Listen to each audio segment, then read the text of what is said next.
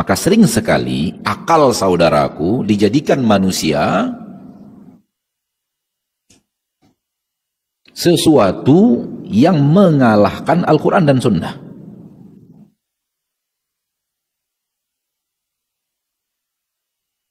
Hati-hati. Karena akal manusia bisa dijamah oleh iblis dan pasukannya, tidak?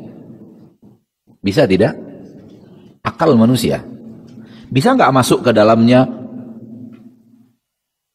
hujah-hujah iblis, syubuhat-syubuhat dari syaitan dan bala tentaranya? Bisa masuk ke dalam akal manusia, tidak? Kalau Al-Quran dan Sunnah, mustahil.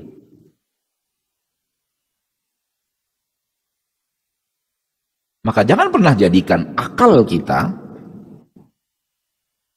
dimenangkan apabila berhadapan dengan Al-Quran dan Sunnah.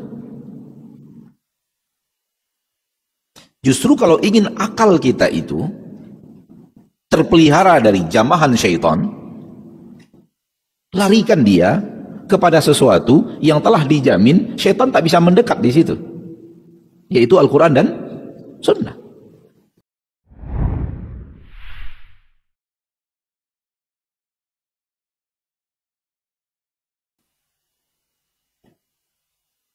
Suatu hari, Ana sedang ingin pergi kajian dan jarak tempuh sekitar 20 menit dari rumah. Dan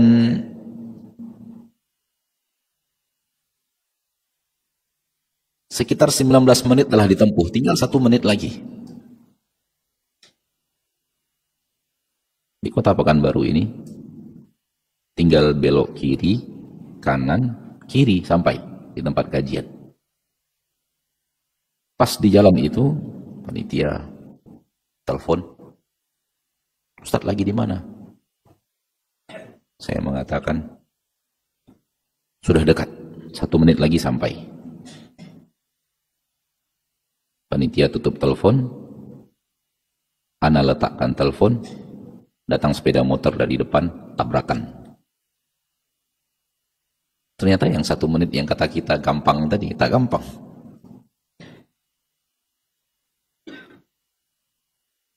Maka semua ini Allah Tabaraka wa Ta'ala yang mengatur.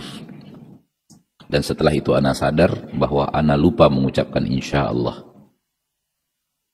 Ternyata setelah itu Ana sadar bahwa Ana lupa mengucapkan insya Allah. Cuman 1 menit, 19 menit telah ditempuh. Dan 19 menit ini tempat di mana banyaknya lalu lalang kendaraan. Sementara ini kawasan kosong. Kawasan perumahan yang ya tidak terlalu banyak kendaraan lalu lalang lah. Namun yang tinggal yang 1 menit ini ketika Allah katakan tidak, ya tidak.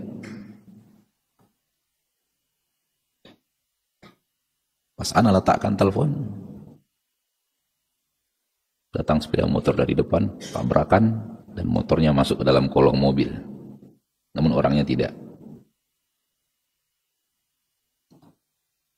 Lihatlah, ketika kita menganggap itu adalah hal yang mudah, tinggal 1 menit lagi, tinggal belok kiri, belok kanan, dan belok kiri sampai di tujuan. Kalau Allah mengatakan tidak, ya tidak. Maka sesuatu yang belum terjadi, ketika kita mengucapkannya, kita wajib mengatakan insya Allah.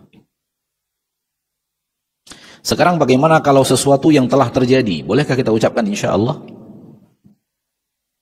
Sesuatu yang telah terjadi, bolehkah kita ucapkan insya Allah? Contoh.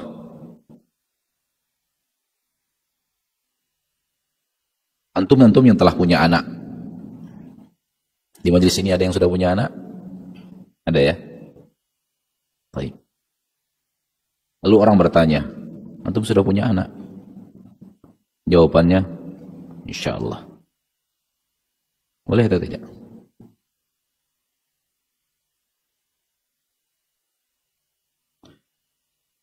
Ini yang kita dengarkan tadi di host. Ini adalah majelis yang ke-51. Insya Allah. Majelisnya sudah ada. Sesuatu yang terjadi, yang telah terjadi, maka tidak boleh lagi diucapkan insya Allah. Kenapa? Allah sudah berkehendak itu terjadi. Maka tak boleh lagi kita ucapkan insya Allah.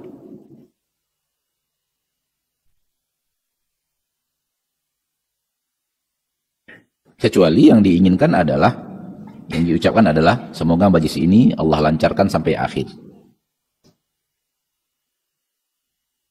Dan majlis ini akan berjalan sampai akhir. Dan majlis ini akan berjalan sampai akhir. Insya Allah. Karena akhirnya belum datang.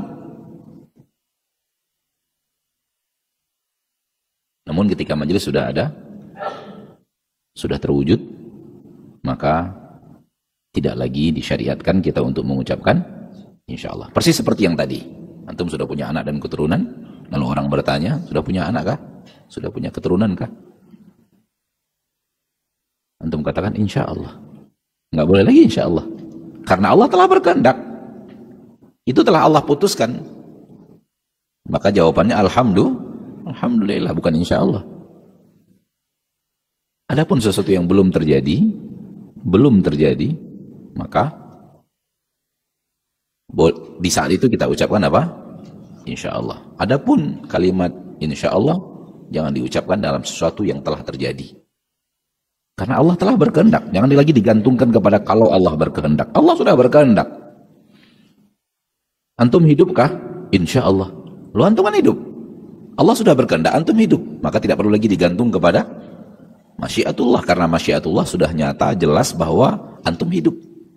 Allah telah berkehendak, antum hidup.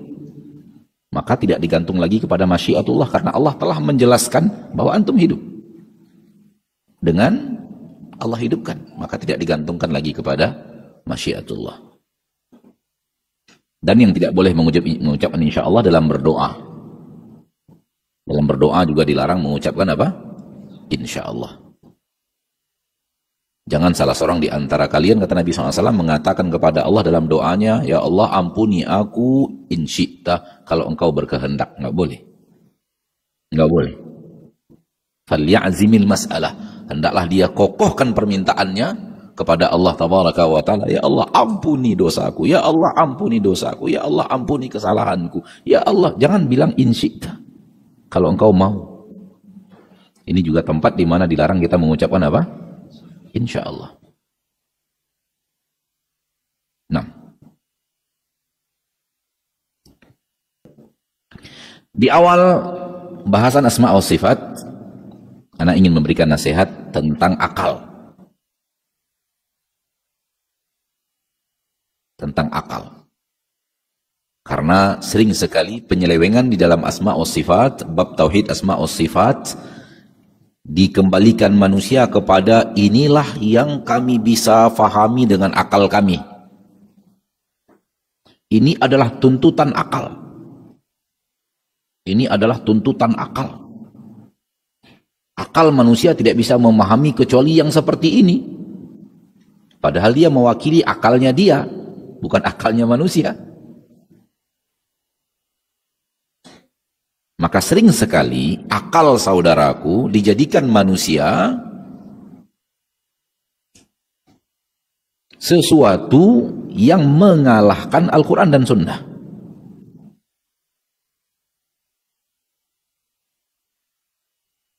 Hati-hati. Karena akal manusia bisa dijamah oleh iblis dan pasukannya, tidak? Bisa tidak?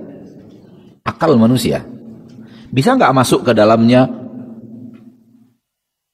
hujah-hujah iblis, syubuhat-syubuhat dari syaitan dan bala tentaranya? Bisa masuk ke dalam akal manusia, tidak? Kalau Al-Quran dan Sunnah mustahil.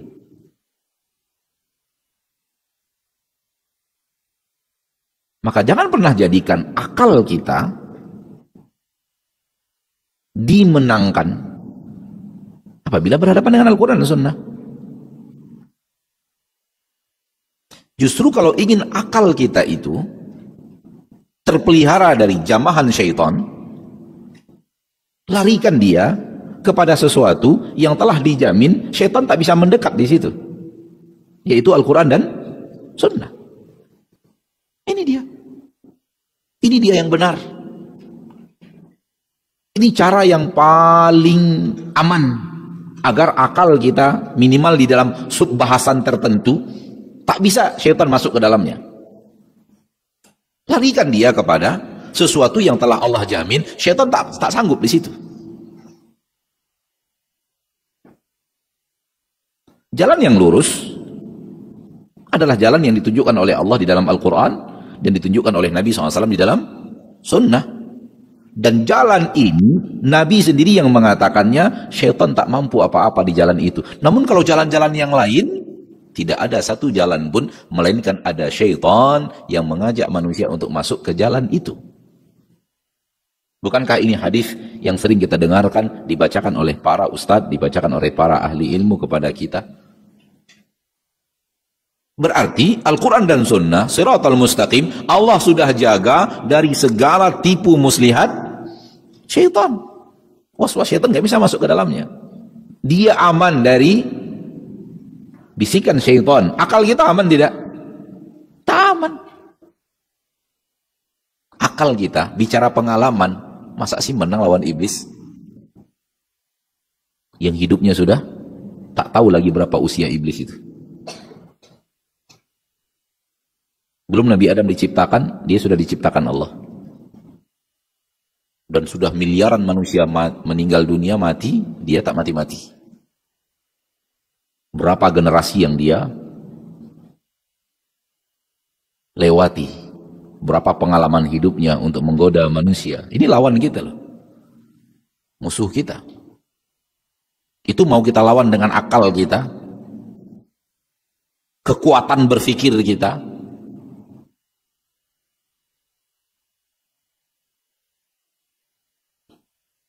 Memang Allah turunkan Al-Quran dan Sunnah agar kita berakal.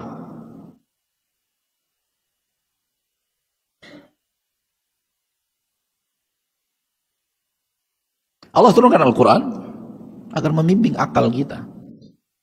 Nah, justru dalam Al-Quran dan Sunnah lah akal yang paling sehat. Cara berpikir yang paling sehat. Paling benar.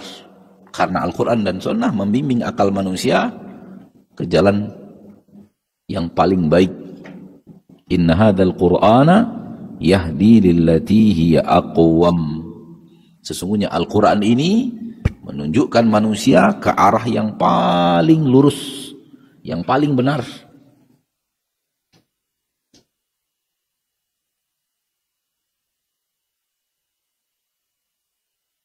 Antuk? Gak ngantuk? Ngapain tadi? Antum? Ngantuk? Enggak? Terus ngapain di bawah tadi? Baik.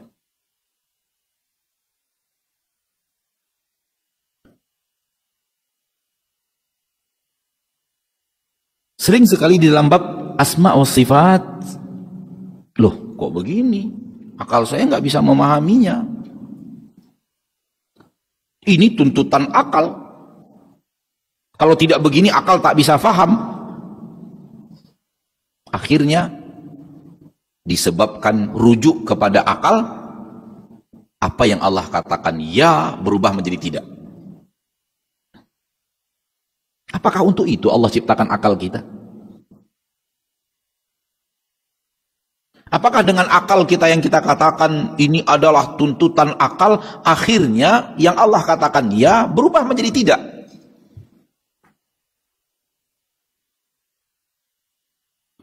Ar-Rahmanu 'alal 'arsy istawa. Oh tidak. Yadullahi fawqa aydihim. Oh tidak. Enggak mungkin. Wa jaa'a rabbuka wal malaku saffan saffa. Oh enggak mungkin Allah datang. Enggak. Kenapa? Ini tuntutan akal. Ini tuntutan akal. Akal yang mana?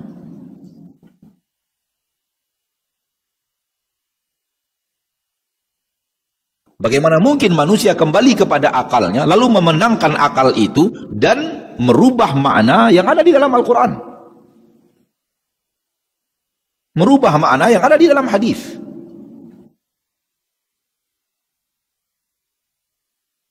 Rasul yang mengatakan sallallahu alaihi wasallam, yanzilu rabbuna, Rabb kita turun. Kata manusia yang mengatakan akalnya adalah referensi utama, oh enggak, Allah itu enggak turun. Karena enggak bisa kita memahami Allah itu turun. Enggak bisa. Akal kita enggak bisa memahami Allah itu turun. Karena begini, karena begitu, karena begini, karena begitu, karena lumayan permainan akal itu. Ini terlambat datang atau gimana ini?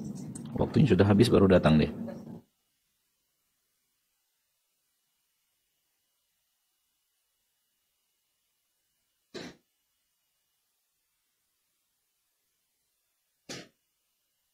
Kita masukkan insyaallah kepada pertanyaan akhir. Insyaallah.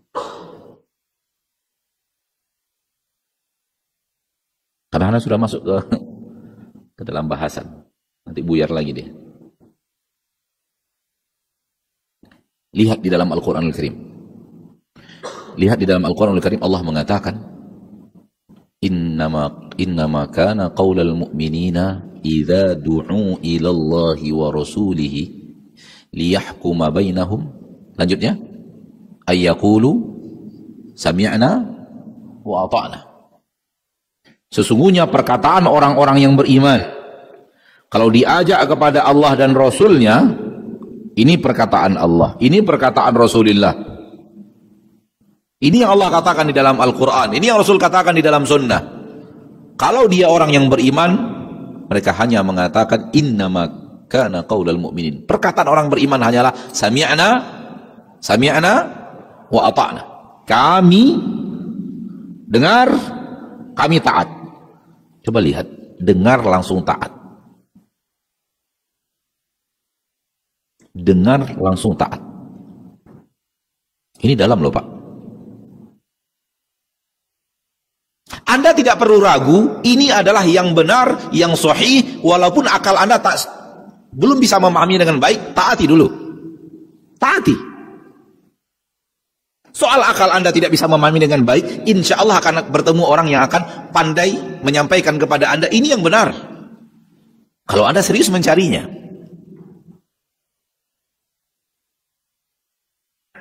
Akhi fiddin, masuk akalkah ayah kandung menyembelih anak kandung? Masuk akal kah? Hah? Itu perintah Allah? Apa yang dilakukan Nabi Ibrahim dan Nabi Ismail? Sami'na wa ata'na. Akal nggak masuk. Ini penzoliman. Anakku salah apa?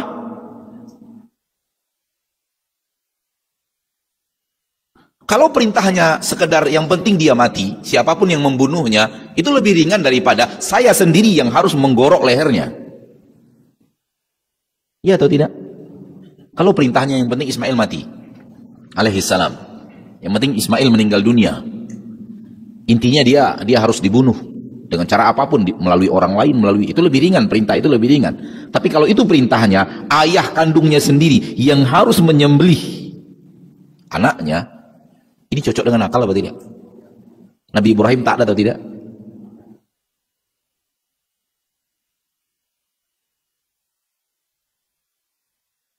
Akal nggak masuk.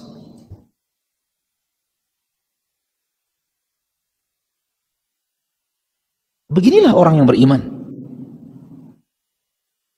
Dan Nabi Ibrahim benar-benar menyampaikan itu kepada Nabi Ismail. Dan Nabi Ismail benar-benar mengatakan kepada ayahnya, if'al ma tu'mar. Lakukan ya, wahai ayah Anda, lakukan apa yang diperintahkan kepada dirimu oleh Allah Tabaraka wa Ta'ala. Akal nggak masuk. Dan Nabi Ismail benar-benar telah direbahkan. Dan Nabi Ibrahim benar-benar telah meletakkan golok di lehernya. Dalam sebagian riwayat sudah digesekkan. Namun tidak mempan. Dengan izin Allah.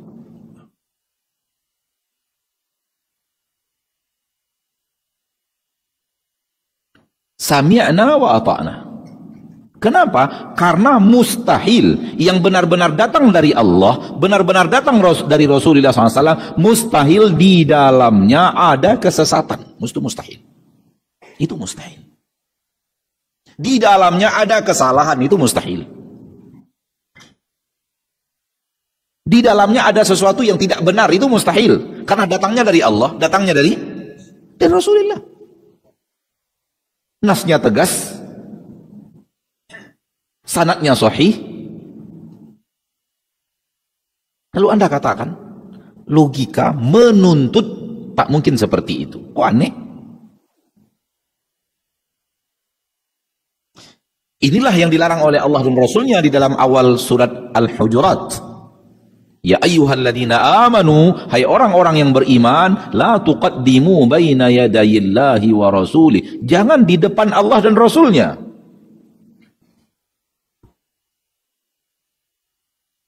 Jangan dahului Allah dan Rasulnya. Anda harus di belakang.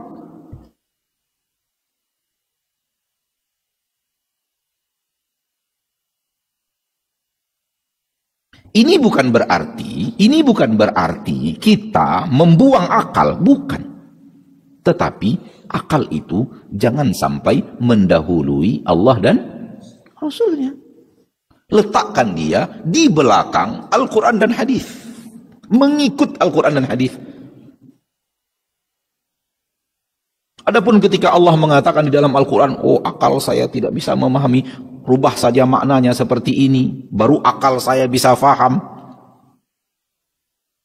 Itu berarti dalil qat'i akalmu.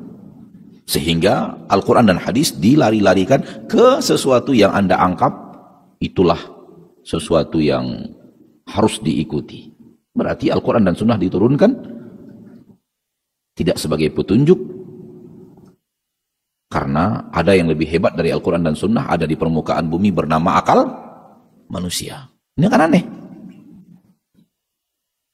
Seperti yang kita katakan kemarin, bahwa justru Al-Quran dan Sunnah yang Allah turunkan sebagai petunjuk, memberikan petunjuk kepada manusia dan akal manusia. Maka sekali-kali ma'asyarul muslimin, ma'asyarul muslimat, hati-hati. Kalau orang yang belum belajar fikih asma wa sifat, dengarkan cara bermain akalnya orang-orang yang akidahnya melenceng daripada Al-Quran dan Sunnah sesuai dengan pemahaman salaful ummah, kayak benar. Karena permainan logikanya benar-benar keren gitu. Karena mereka bermain logika dan mereka orang cerdas yang bermain logika dan punya kaidah-kaidah bermain logika, sementara kita tak pernah belajar kaidah-kaidah itu, terikut arus begini. Oh iya juga ya. Kenapa? Dia memainkan akal kita dengan akal dia yang sudah didahului dengan pelajaran demi pelajaran tentang akal. Kita sedang terikut.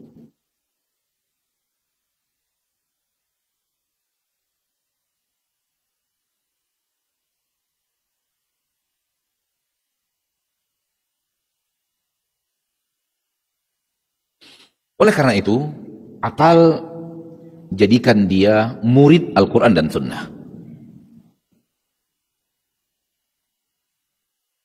Letakkan dia setelah, jangan di depan, setelah Al-Quran dan Sunnah. Al-Quran, Sunnah, akal. Silakan. Kalau Al-Quran dan Sunnah dan akal, maka mustahil akal akan mengatakan tidak untuk sesuatu yang Al-Quran katakan ya. Yang Allah katakan di dalam Al-Quran ya. Kalau Al-Quran itu mengikut, kalau akal itu mengikut kepada Al-Quran dan Sunnah.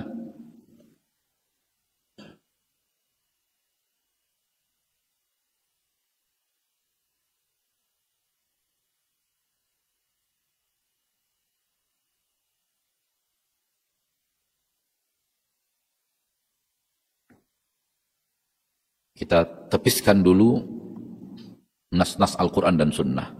Sekarang saya mau bertanya kepadamu. Allah butuh tempat? Allah butuh tempat? Tidak.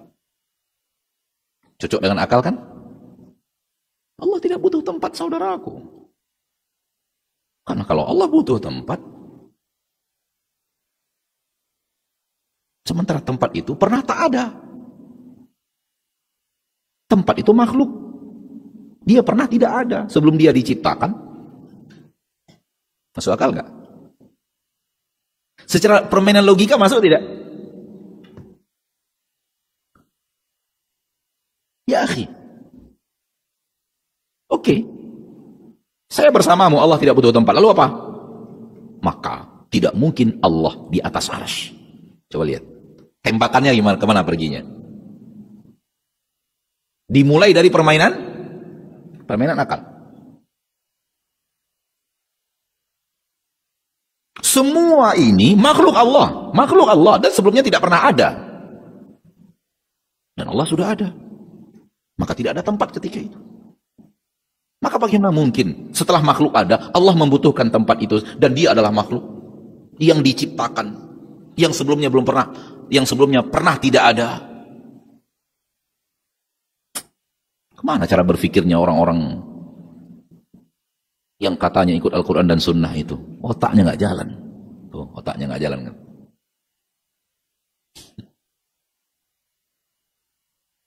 Diolah dulu dengan permainan akal. Ingat, permainan akal untuk kemudian menyatakan sesuatu yang Allah katakan begini, tidak. Allah yang mengatakan Ar-Rahmanu 'alal 'arsy istawa. Ada apa dengan permainan akalmu? Engkau sampai kepada keputusan Allah tidak di atas aras beristiwa. Inilah yang Anda katakan tadi, ma'asyarul muslimin, ma'asyarul muslimat, bahwa iblis bisa masuk ke dalam cara berpikir, akal, logika berpikir, kaidah-kaidah berpikir. Iblis bisa main di dalamnya.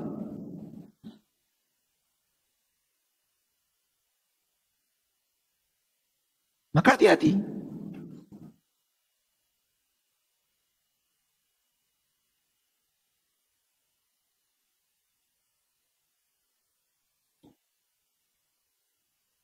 Apalagi yang mereka, masalah istiwa, masalah turun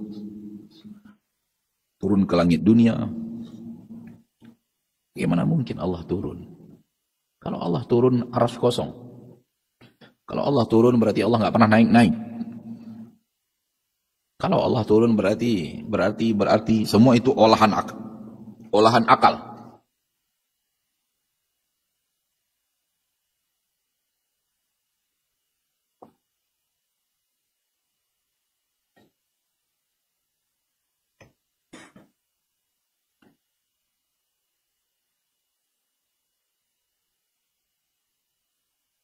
Selalu mereka memakai sebuah kaidah olahan akal. Dengan olahan akal ini hasil akhirnya menolak sebuah makna yang jelas ada di dalam Al-Quran dan jelas ada di dalam hadis. Hati-hati. Ini disebut dalam ilmu fikih asma wa sifat al-ilhad. Al-ilhad. وَذَرِ الَّذِينَ يُلْحِدُونَ فِي أَسْمَائِهِ. Tinggalkan orang-orang yang ilhad di dalam asma'ullah subhanahu wa ta'ala. وَذَرُوا apa وَذَرِ?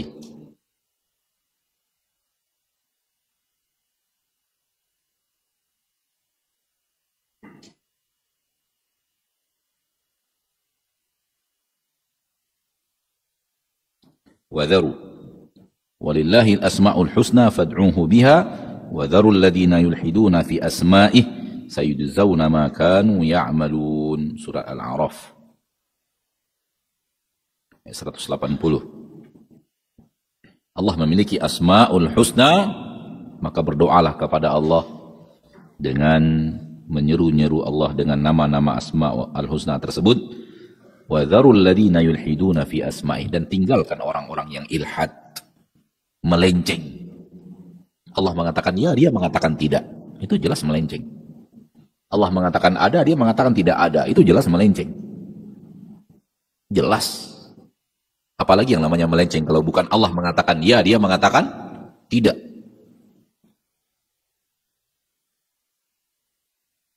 Ketika ditanya, rujukannya akal. Akal kami tak bisa memahami. Bahkan sudah ada di tengah umat Islam orang yang mengatakan akal itu dalil yang pasti, sementara Al-Quran dan Sunnah belum pasti. Sudah ada yang berani mengatakan itu. Dalil yang tegas, dalil yang kalau yang ditunjukkan oleh akal itu jelas, qat'i. Sementara yang ada dalam Al-Quran dan Sunnah belum qat'i. Maka dalil yang belum qat'i, belum jelas, harus mengikut kepada dalil yang jelas. Aneh. Kalau Al-Quran dan Sunnah harus mengikuti akal manusia, untuk apa diturunkan? Sebagai petunjuk. Karena akal manusia ini banyak kesesatan yang mungkin masuk di dalamnya lah, diturunkan Al-Quran dan Sunnah agar membimbing akal itu ke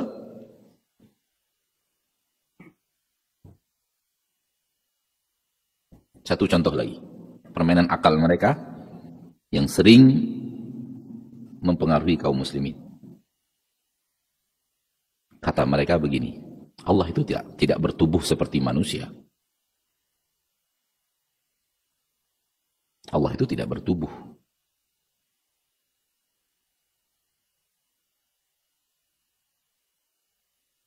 Tidak berjisim.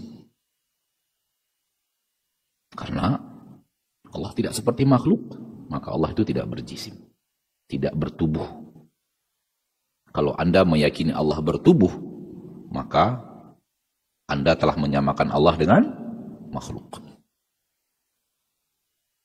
Dibawa akal Anda kepada makna tubuh, agar dengannya mereka mengatakan tidak mungkin Allah punya tangan. Karena kalau Allah punya tangan, akan lari kepada makna Anda menyamakan Allah dengan makhluk, karena makhluk punya tangan bertubuh, Allah juga punya tangan bertubuh. Dimulai dulu dengan permainan akal.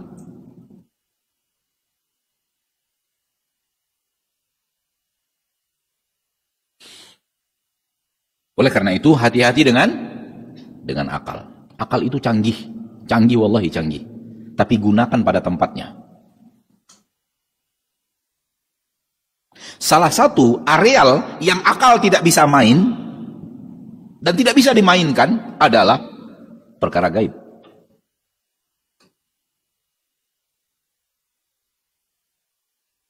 Itu bukan arealnya akal. Karena masalahnya adalah gaib. Maka areal ranah ilmu gaib itu bukan ranahnya akal. Akal manusia nggak akan sampai ke sana.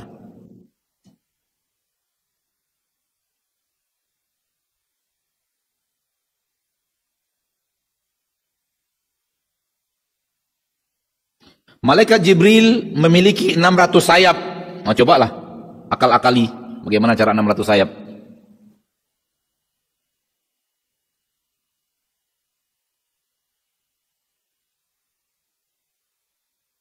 Itu masalah gaib.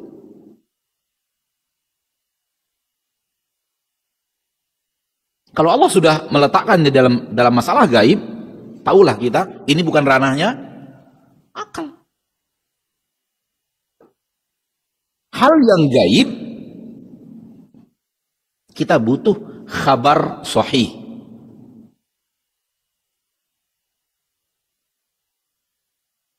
Ketika telah datang khabar yang sahih tentang hal yang gaib, sami'na wa ata'na. Dan kabar yang sahih mana lagi setelah Al-Quran dan Sunnah? Kabar sahih mana lagi? Adakah yang lebih sahih daripada perkataan Allah? Wa man asdaqu minallahi qila? Adakah manusia yang lebih sahih kabarnya lebih daripada yang sahih dari Nabi kita tercinta Muhammad sallallahu alaihi wasallam? Tak ada lagi kabar sahih yang lebih daripada Al-Quran dan Sunnah yang sahihah secara sanad. Apabila telah sah di dalam Al-Quran, sah di dalam hadis tentang perkara-perkara yang gaib, sami'na wa ata'na, karena bukan ranah akal di situ. Bukan ranahnya akal. Kenapa? Akal manusia hanya tahu yang tidak gaib. Akal manusia hanya tahu yang tidak gaib. Karena itu yang bisa dia lihat, Itu yang bisa dia pelajari, walau pakai alat-alat dan teknologi-teknologi mutakhir. Itu yang dia bisa tahu. Semua yang bisa dia tahu dengan menggunakan alat-alat yang Allah mudahkan untuk mereka, semuanya, tidak ada yang gaib.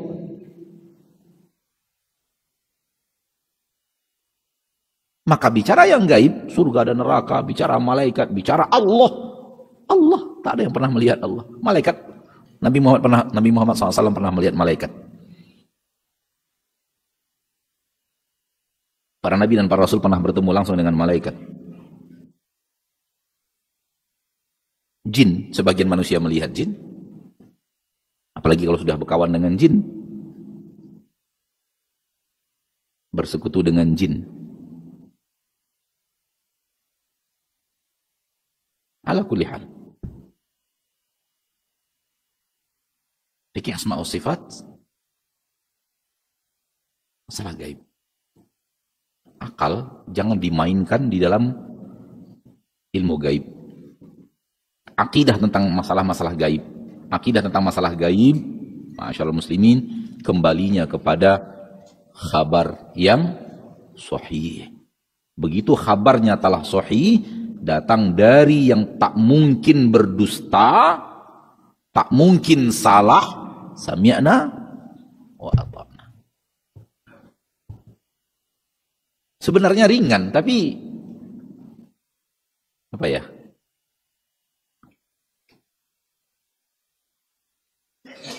Oleh karena itu anak sering mengatakan begini.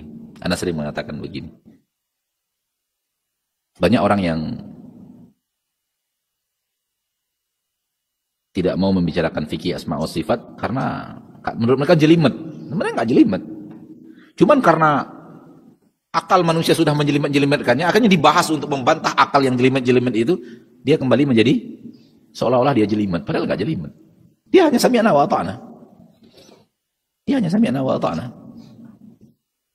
Tapi karena sudah dilogika-logikan oleh manusia dan ahlu sunnah harus masuk ke dalam areal logika mereka yang salah untuk membantahnya sedikit demi sedikit, untuk mengembalikannya kepada yang benar, akhirnya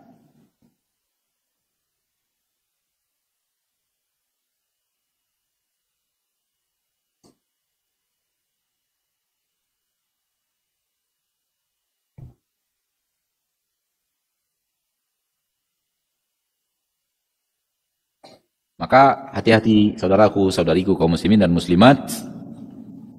Hati-hati dengan orang-orang yang bermain akal dan mengembalikan kepada akal dan berusaha untuk mengakal-ngakali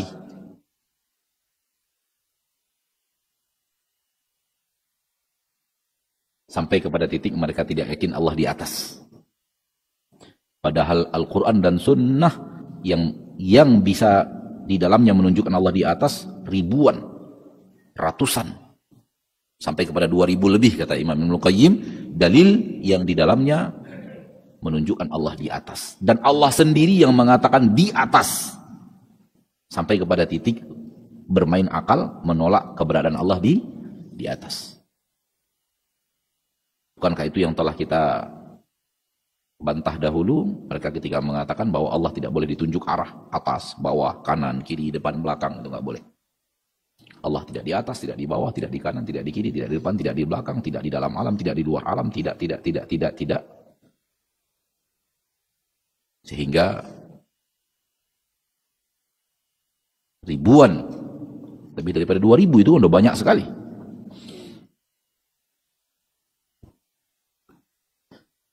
Semua itu karena apa? Akal, logika. Saya tidak bisa memahami. Nasihat saya pribadi, kepada saya pribadi, kalau Al-Quran dan Sunnah bertabrakan dengan akal, bengkeli akal. Akal yang harus dipreteli, supaya cocok dengan Al-Quran dan Sunnah. Jangan Al-Quran dan Sunnah dipreteli, supaya cocok dengan akal Anda. Karena yang rusak itu pasti akal, bukan Al-Quran dan Sunnah. Al-Quran dan Sunnah mustahil salah.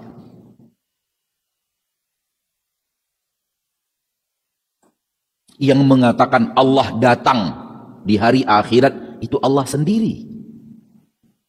Di dalam Al-Quran. Wa jaa rabbuka, dan datang Rabbmu. Dan itu pun setelah Nabi Muhammad SAW berdoa panjang meminta kepada Allah agar Allah datang untuk menghisab. Dan sebelumnya penduduk masyar pada pergi kepada Nabi dan para Rasul untuk minta syafaat. Ditolak. Nabi Adam menolaknya, mengatakan saya tidak pantas untuk itu. Nabi Ibrahim menolaknya, Nabi Musa menolaknya, Nabi Isa menolaknya, Nabi Nuh juga. Sampai kepada Nabi Muhammad SAW, dan beliau berkata, ana laha, aku untuk itu, aku untuk itu.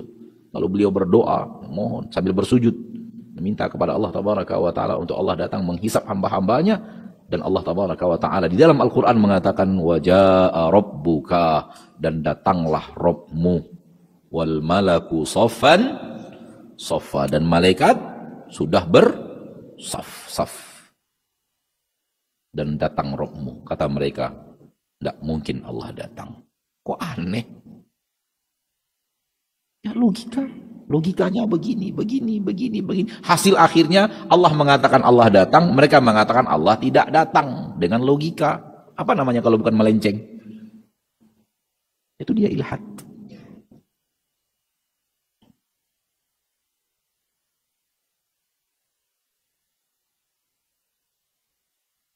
Anak ingin masuk lagi agak dalam, tapi anak takut kedalaman. Segitu dulu ya. Segitu dulu lah.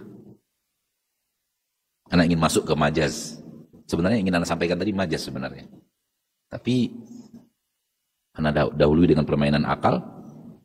Mau masuk ke majaz nanti tambah panjang. Mudah-mudahan pada kesempatan lain kita bisa masuk kepada areal majaz. Karena banyak pengingkaran Asma'ul Husna, makna daripada asma wa sifat Allah Tabaraka wa Ta'ala dalilnya majaz. Ini majaz, ini majaz, ini majaz. Enggak begini maknanya, itu hanya majaz.